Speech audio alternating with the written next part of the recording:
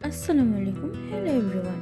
আজকে আমি আমার নতুন চ্যানেলে আপনাদের সাথে একটা রেসিপি শেয়ার করছি, খুবই মজাদার। আর এখন যেহেতু ফলটির সিজন, আশা করি আপনারা সবাই হাতের কাছে পেয়ে যাবেন। আর যারা যারা চেনেন না, অবশ্যই একবার ট্রাই করে দেখবেন বাজারে।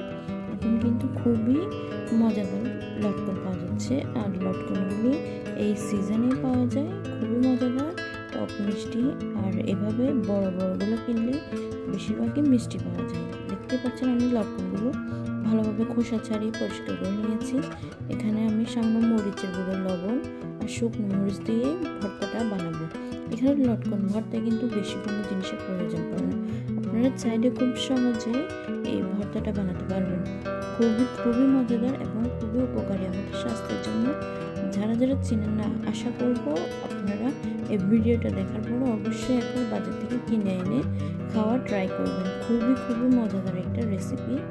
আশা করি আপনাদের আমার ভিডিওটা ভালো লেগেছে। লাইক, শেয়ার অ্যান্ড সাবস্ক্রাইব করে আমার পাশে থাকবেন।